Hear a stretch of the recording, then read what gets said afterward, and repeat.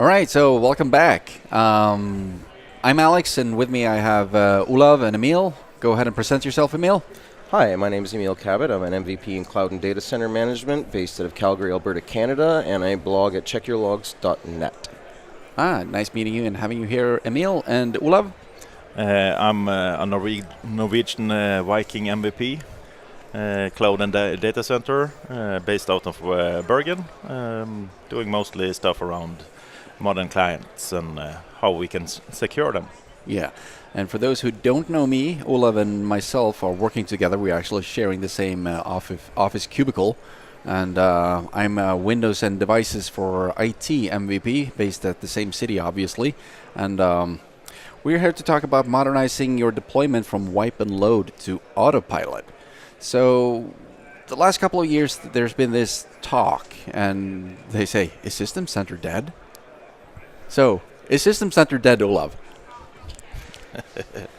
That's a bad question to ask. It's not that, because there are a lot of implementation and the development will continue for a long time, and there is space for it, of course. But for many company, it will actually be smarter to think about how we can do this without the old technologies and go over to a totally modern one. So in many cases, should deployment actually matter, or should we find other ways to do it? Yeah, so System Center might coexist because of various of reasons, but maybe not for deployment, right? Yeah, Olaf brings up a very good point. I mean, a couple of years ago, I get asked the question a lot as well. Is System Center on the way out? We seem to be moving to the cloud. The Intune is starting to get, more and more visibility. Are we seeing the end of on-prem management solutions? And a couple of years ago, I saw the writing on the wall, and I'm like, yeah, I fully expect to see Config Manager dwindle down to nothing and have everything migrated into Intune. Last year, that all changed with the announcement of co-management, right? Co-management, along with the move from Config Manager to the current branch rapid release cadence, saw a whole bunch of new features and improvements, things that people in the deployment world and in the operate or the management world have been asking for years and years and years. And seeing that heavy development into things like task sequencing, as well as the application model, really shows that it's a two-way street. Now with co-management, we can have the on-prem, we can have the cloud, but neither one is going to give us everything that we want, but putting them together is going to give us a really good solution.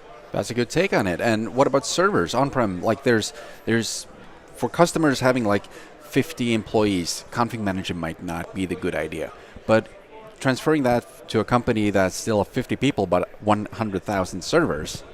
Yeah, you still need something to manage your on-premise services. If you're running anything on-premise in that large scale, you need good tools to maintain the Windows update, the desired state configuration and stuff like that. So you actually will see Configure Manager as a necessity for a lot of the on-premise solution on server side, but not necessary for managing devices that the user are connected to.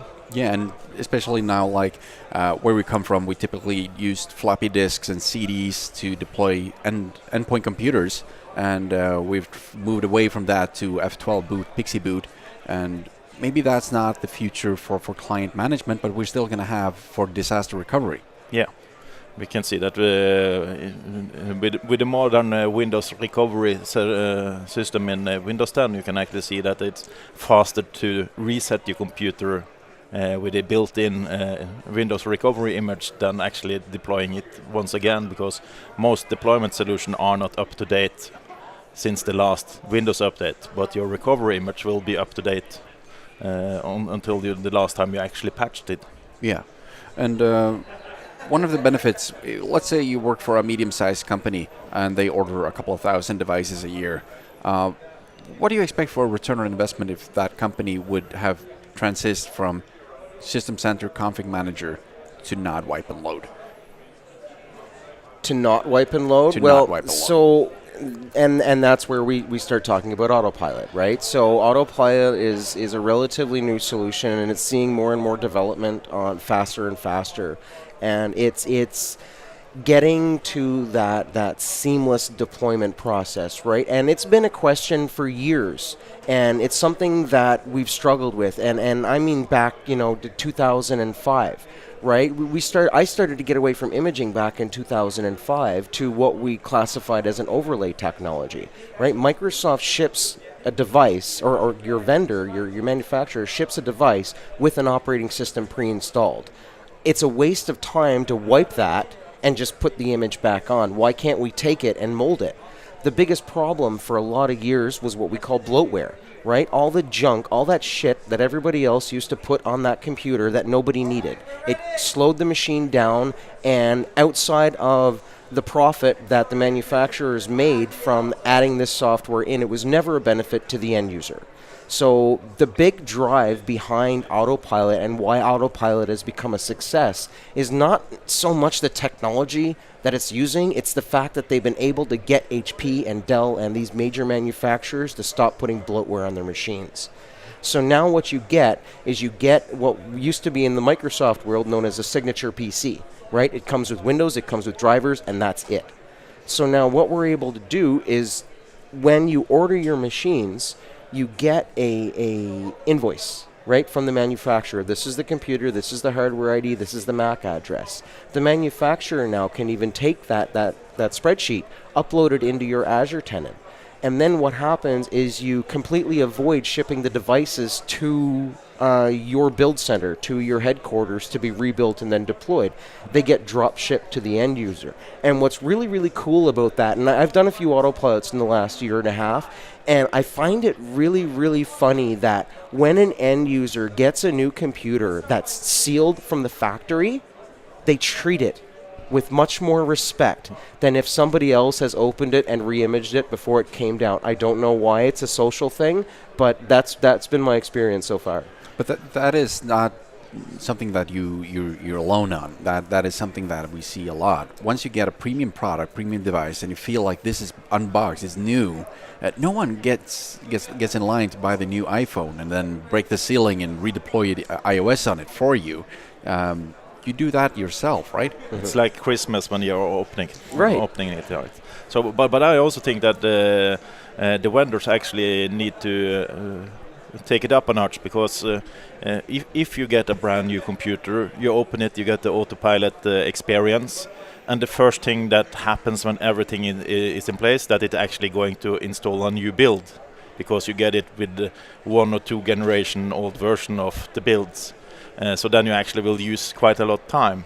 If you had wipe and load the machine, it will actually have the newest build, but the one you get can be 1 or 2 generation older, and then you actually need to spend an hour updating the machine before you can actually get the user experience. Yeah, that's a very, very good point. Yeah, and this is probably something that we're going to see a variety of based on the customer, because some of them have a policy we're only going to stay on every fall release, right?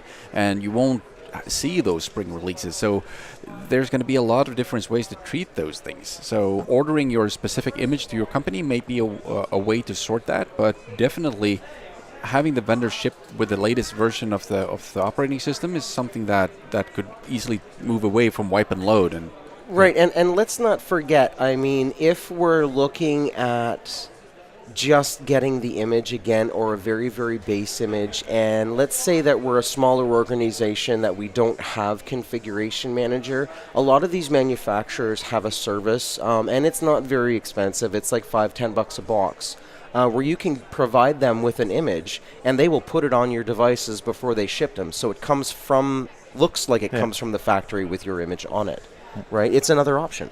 Yeah, that's true. One of the things I strongly believe is that if we are going to simplify wipe and load, or move away from wipe and load, we need to simplify driver management as well.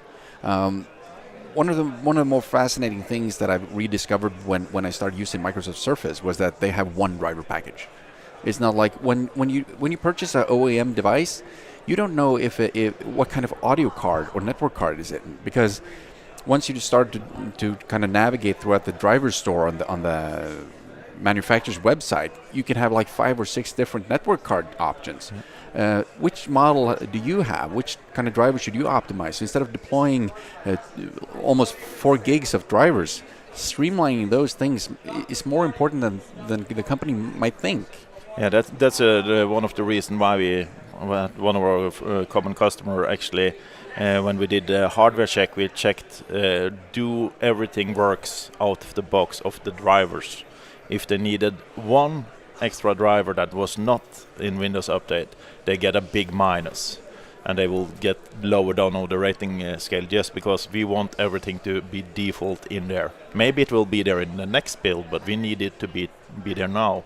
So when we did hardware inventory and checking out new models from all different vendors, there were actually the guys with only Windows Update drivers that was highest up on the score. Well, that's true. And one of the interesting part there was one of the vendors actually had one of those driver alerts, and it says a known name device was missing. They couldn't even tell you what kind of device it was that was missing, so there was no help to try to figure out what driver to download and install. And one of the other manufacturers said that all drivers were installed and everything was okay, but once you tried to connect to a USB-C monitor, there was no imaging sent out. So the driver worked for the device itself, but not all the like the accessories and all the gears. Right. In Device Manager, it says the device is working properly, but it's really not. Yeah. Right. So those things I think is really important to address, and that we need to make sure that Windows Update, when considering devices to purchase, trying to install the device with a pure Windows 10 image that you're going to use, and see, does Windows Update download all the drivers I need for me, or do I have to do driver management by this? My personal opinion there is using Windows Update, especially in a deployment, is going to be my last case scenario. The reason why is because when you're doing 4,000 or 5,000 deployments a day, you need to have a guaranteed success rate. I need to know that 99.4% of my deployments are going to succeed. If I'm pulling to a third-party source, even if it is Microsoft Update, to download a driver, a new driver can come in that I have not tested inside of my environment. So I'm very, very selective about the drivers that I deploy, and just because there's a new driver out there, I don't necessarily add that into my task sequence before testing it out inside of my environment. Yeah, I've seen those kind of issues. There was one of the OEMs, they shipped out a desktop laptop, or it was actually a laptop in a desktop shell. So they had a laptop power supply. They had everything that was literally a laptop, but of course no lapability, no battery. And all of a sudden, the network connection broke. The device disabled itself to protect any damage to the chip, and it was a driver failure. So this was an OEM driver shipped from the OEM manufacturer, pushed by System Center Config Manager while deployed, and after an uncertain period of time, the driver actually caused a lot of ruckus. Yeah, it's those bloody tiny PCs, right? I mean, they're great form factors because they're nice, they're portable. You can mount them onto the back of your monitor, but there's a combination of laptop and desktop components in there, and Windows has been built from the ground up to detect what type of machine you're on and do things differently based upon whether you're a desktop, a laptop, or a mobile device. These kind of blend the three of those, and I don't think that Windows really knows how to handle that. Well, that might be the case. So, moving on. Tell me, what is actually AutoPilot? We mentioned AutoPilot. What is AutoPilot? You can take that one, Alexander. You have a good definition. A good definition. So what I think about Windows AutoPilot is that it's been moved from the business store, right? It used to be located in the company store for apps, and you need to upload all your devices to the business store.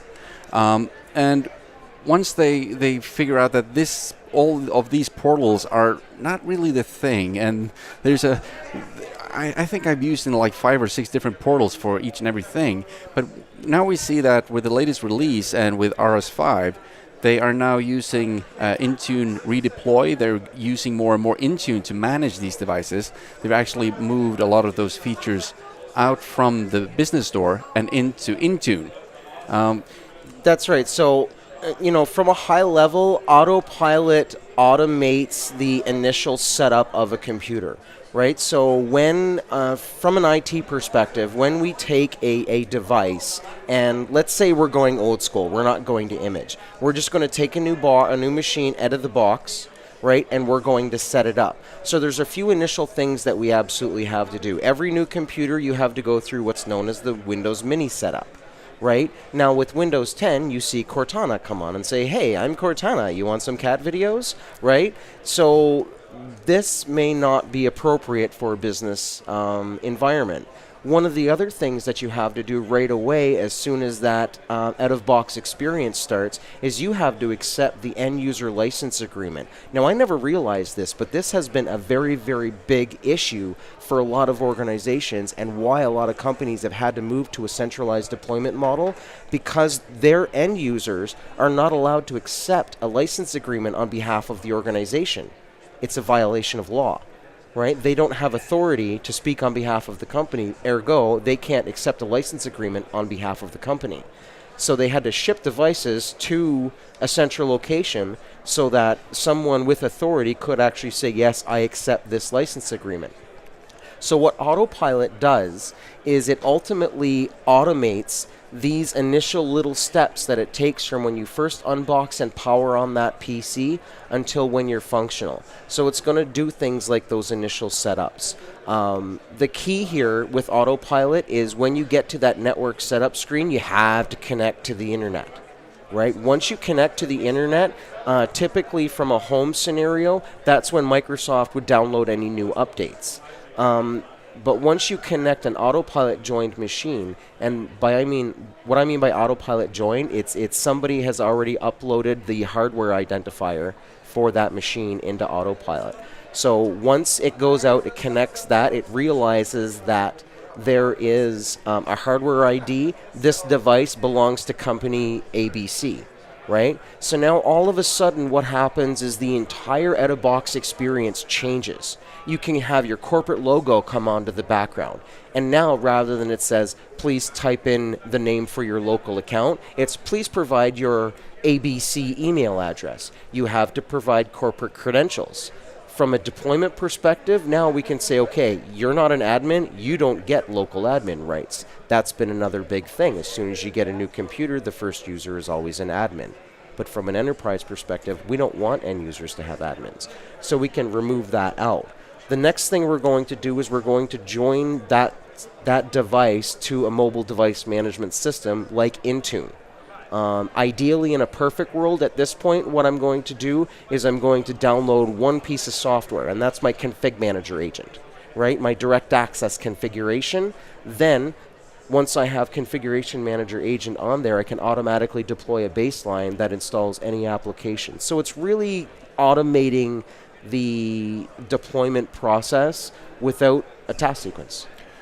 Yeah, it's really streamlining the out-of-box experience for the end user, and probably one of the more important things here is that if you ship the box to the end user and they say, hey, type in your email, some might be prone to type in their private email, and there's going to be a hiccup in the deployment task sequence.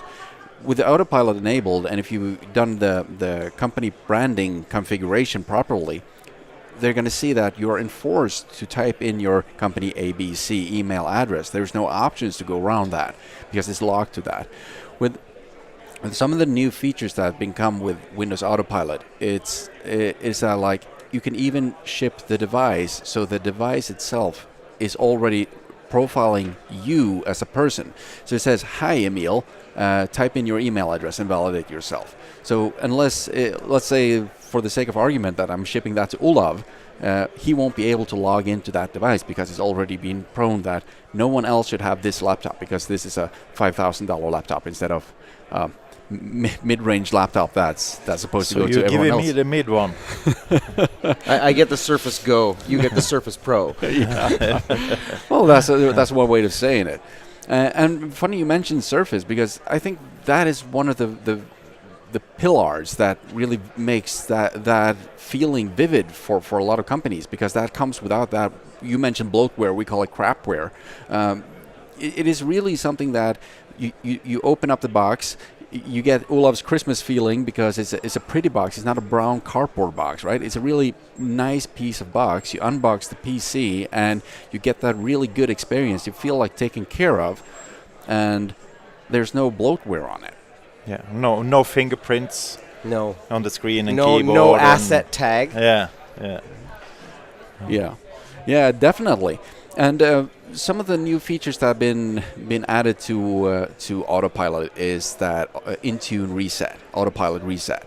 So what it is one of the key benefits about that is that if you have an employee that for any reason need to either re-provision the PC, or if the PC is supposed to be wiped and reused or repurposed, then this can be done without actually have physical access to the device. Right, it's reset to factory defaults, right? It's the same thing that we've had on iPhones and devices for years, just not Windows devices. So what's cool about the AutoPilot reset is there's no image stored anywhere on the machine.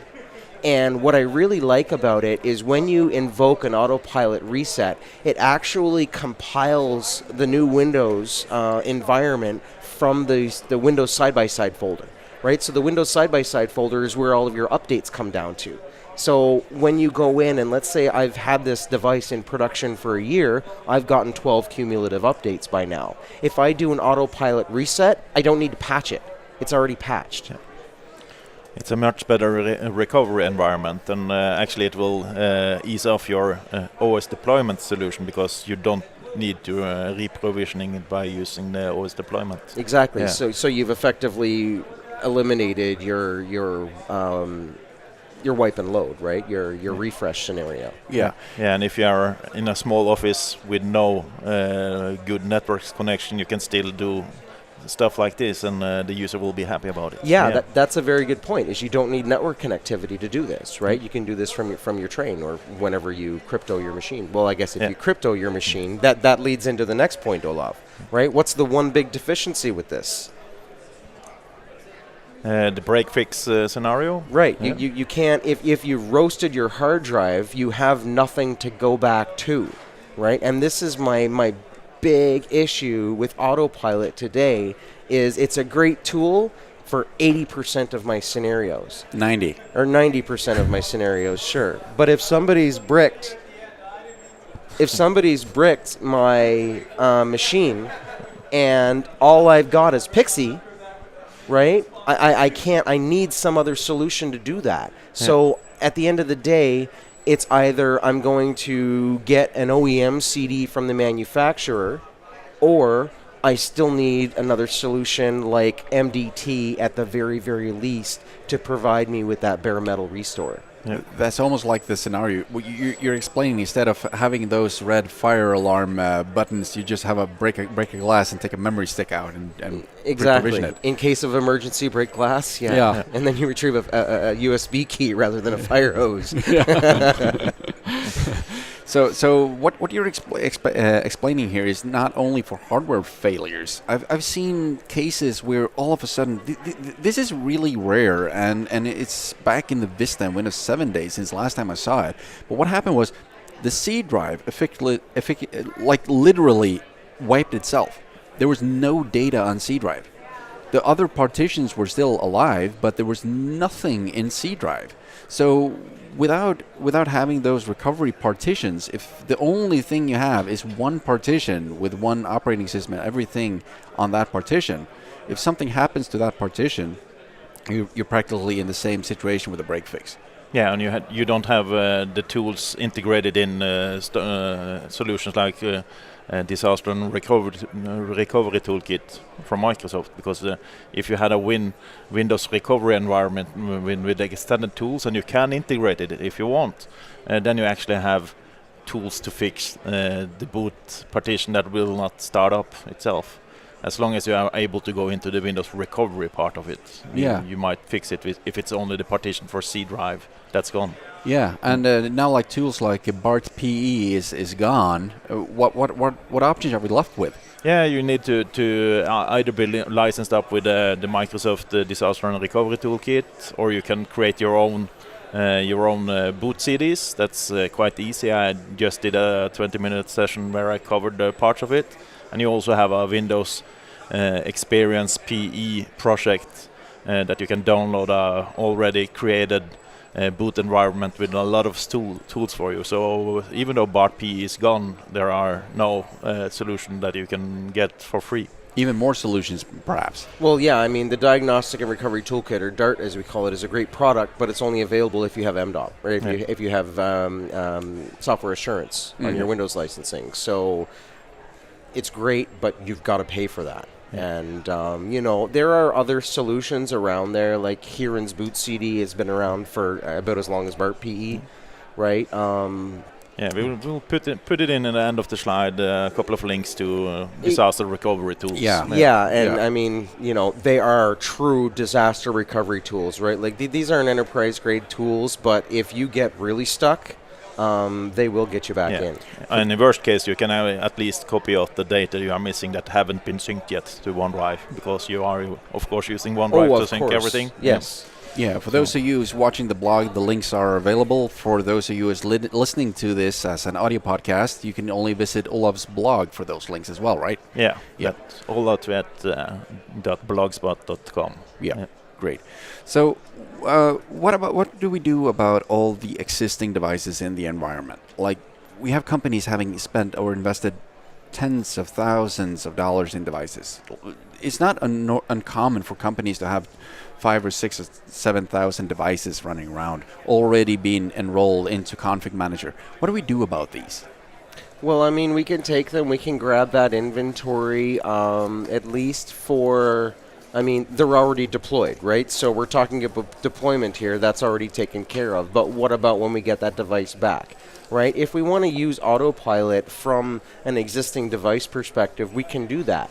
As long as you're running Windows 10, 17, 09 and up, you can run the get AutoPilot info and deploy that out via PowerShell script and get a list of all the hardware IDs that are in your infrastructure, and then import that up to AutoPilot for future use. Yes, so that script was actually made by Michael Niehaus a while back, right? Yes. Yeah, and I've done some of those, and you can just batch upload that CVS file. That's the output, right? And you can upload that. And prior to that used to be in the store for business, and now they've been rapidly adding those features into Intune, right? So we can use Config Manager to gather those informations, right? Absolutely, hardware inventory. Hybrid inventory. And so collecting all this information from all these endpoints, all these clients, to a central file repository, and then upload that to Intune would make the existing computers in your environment AutoPilot enable, right? Yeah, for the second deployment, then they will actually be then be a AutoPilot experience. But for the first time, okay, it's the old classical way, but the next time you have to reinstall, it will actually be an AutoPilot experience for the user. Yeah, so all the benefits that we've been talking about for people purchasing a new device for with an AutoPilot and out-of-box experience may be available for every user in the company if they're ever to be in a situation where you have to reset your PC. If your company have done the get AutoPilot configuration and uploaded those informations, right? Sorry, I'm nodding. Yes, absolutely. Yeah. Emil is nodding. He thinks people listen to him nodding. I'm used to being videoed. Yeah. So one of the things with configuring AutoPilot is that everything, or pretty much everything, is done in Intune. But there are some things that Intune and AutoPilot is kind of integrated with Azure now. With Azure now. So what happens is that once you've uploaded those CSV files, or once you pre-provisioned a device, it creates a placeholder for you in Azure AD, right? Right. And then you can create profiles off of those devices. So, and this is really good if you have different types of configurations as far as, languages. Yeah. right, or keyboards, or the any of the other options, the telemetry options that are there, all of those out-of-box experience setup options, we can configure those piecemeal, so that there's a different experience, for example, between executive and operations. Oh, definitely. And one of the interesting parts is that there's this bar that's called, or this ID tagging that's called SetTID, Zero Touch Deployment ID, and every device within Azure AD actually gets this. So what you could do is that you can create a dynamic rule in Azure AD that every device within Azure AD automatically gets joined to this Azure AD group, and then is selected to be for a Windows AutoPilot task. Oh, cool. I didn't know that. Yeah, and another interesting part is that you can actually create a second dynamic query where you type in order ID.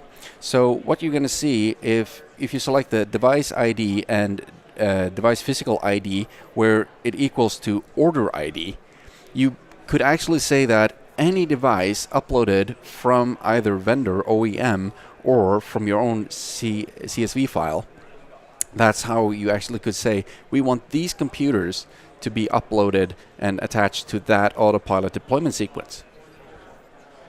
So there's a lot of cool things coming, and there's some cool things out there already. And we hope to see a lot of those features kind of spread out, because if you purchase like 1,000 devices and you're going to give them to kids at school, you don't want them to be local admin. So you're going to ask the OEM to say, hey, we want you to tag the device as student. And by tagging them as student, they get the no admin AutoPilot configuration. While if you order 200 PCs that's going to go to HR or IT, you might want them to actually have local admin rights, right? And Maybe not. There might be good reasons why. For instance, maybe you want them to have admin rights. Like we have Windows 10 S mode now, so the need for admin rights is actually more or less wiped out in some scenarios. What's your experience on Windows 10 S? Windows 10 S for home, it's and anybody listening from Microsoft that hears this is probably going to shoot me, but Windows 10 S from home is Windows RT, right? And that's the way that I look at it. I mean, there's a lot more hardening and everything that has gone in behind the scenes, but visually from me, it looks like Windows RT. I picked up my Surface Go here last week, and it had Windows 10 S on it. I immediately punched in my enterprise key and rebooted. And then I went, and the very first thing I did was I installed Application Guard for my demo. And then I went through and I got the other things that I need for my machine, like OneDrive and Office and everything.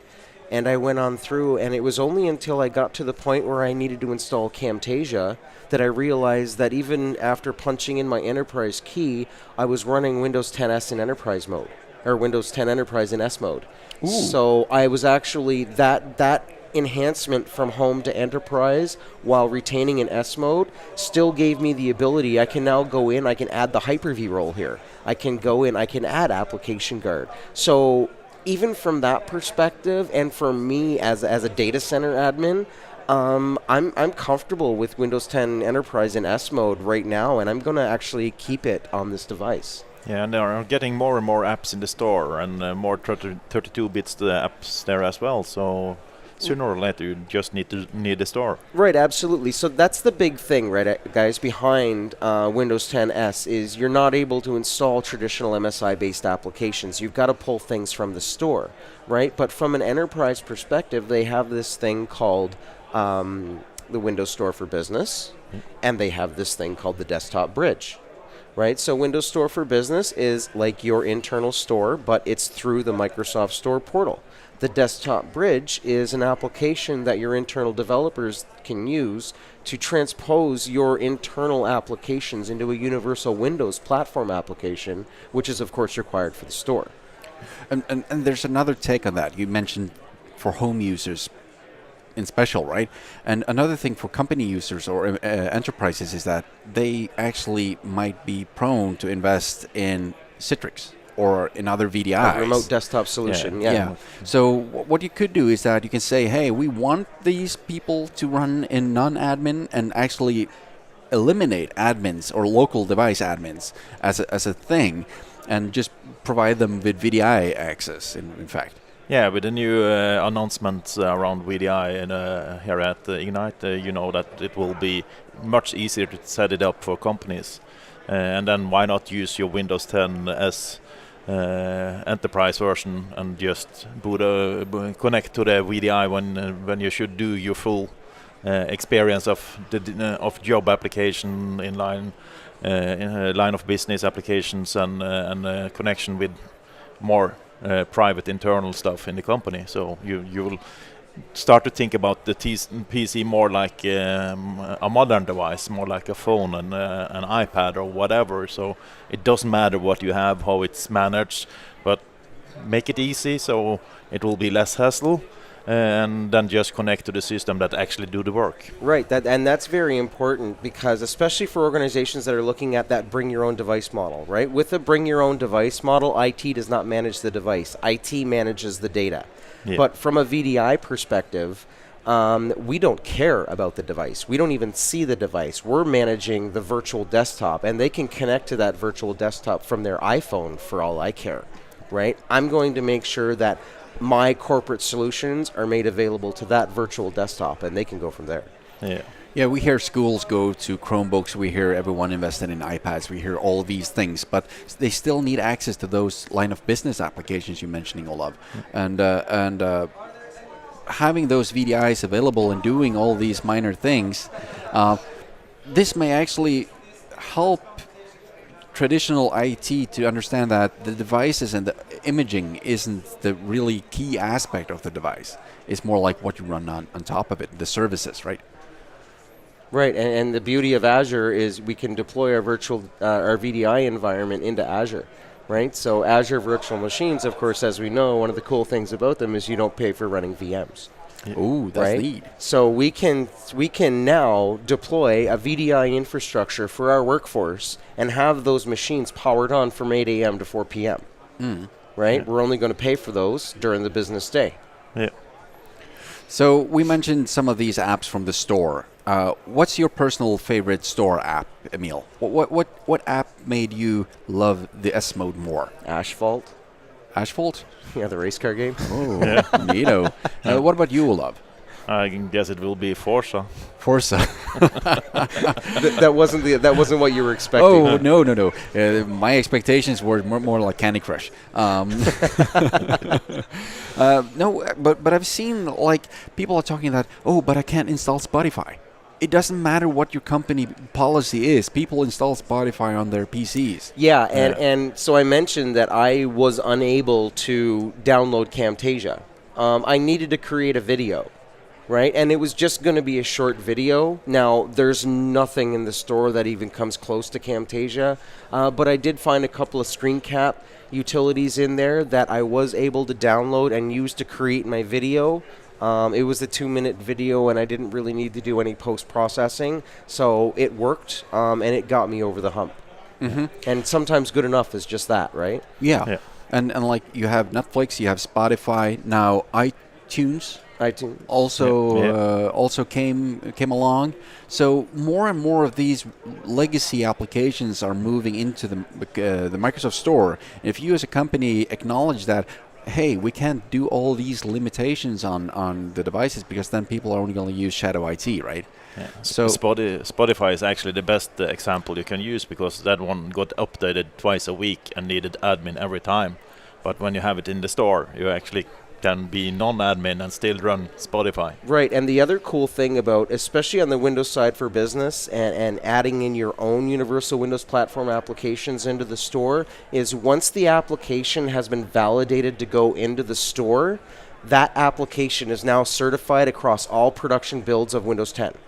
So if Windows 10 supports, if you're running a supported version of Windows 10, that version of Windows 10 will run that app that's in the store. So we've gotten away from the whole app compat side of things. Yeah, that's a good thing to kind of add into that into that story. We mentioned that things have been moving away from the store for business, and with some of the launches and things that have been communicated out throughout Ignite, is that the only portal that enterprises should use is the Microsoft Intune. The reason why this is quite interesting to emphasize is that you're going to hear people talk about the company store or the Microsoft Store for Business for quite some time, because things change slowly. Once somebody heard something, that's what they're going to do. But other aspects of it is that OEMs needs to address the partner center. So whenever you target one of the OEMs, Lenovo, Dell, HP, you have to ensure that they actually have access to your tenant to upload those devices that you're purchasing. So there's still some other portals that's being used, but as enterprise admin, it's really not that you should be focusing on. Some of the requirements you mentioned, Emil. You mentioned 1709. I said 1709. I guess I was wrong. It was 1703. Either way, close. Yeah, it was quite close. So what's interesting is that we see that AutoPilot is prone to, they need Windows to change every time they're adding features to AutoPilot. Do you see these features in other parts of Microsoft companies? Are you belonging, do you need an updated version of Windows to have a new version of Office or a new... Well, no and yes, right? I mean, now with the rapid release cadence of Windows 10, you've got 18 months. Well, maybe 30 months now. Well, maybe 18 months. Depends on when you deploy. I don't know. I'm still confused about that whole release. But you've got a limited amount of time. So really, you're following under that support structure. Now, if we're specifically talking about Office 365, Office 365 follows the same release cadence as Windows 10, so you really should be updating them both at the same time. As far as other applications, as long as you're within the supported time frame, whatever the supported time frame is based upon the number of the build of Windows 10 that you have, then yeah, sure. We had a funny story yesterday, actually, because there was one vendor that got a deal for a number of PC to autopilot them. Mm-hmm. So they actually did the autopilot process by registering them, and everything was good on the paper. But actually, when the user opened the PC and tried to turn them on, it didn't work because it was delivered with version 15.11 or something like that. Oh, yeah. So they had actually done the job by adding it into the store, but it didn't work because the Windows version was too old. So that's quite funny. Now, one of the cool things that they've just released in the last couple of months is a 7 to 10 migration process that uses a blend of task sequencing and AutoPilot. So what you can do is now you can deploy a task sequence to your Windows 7 machine. That task sequence will go through the process of getting that hardware information, getting it into Azure, installing a base version of Windows 10, and then kicking off AutoPilot. Yeah, so it's AutoPilot migration tools for Windows 7. Right, yeah. and for everybody that has SCCM. Yeah. So in baseline, SCCM is not dead.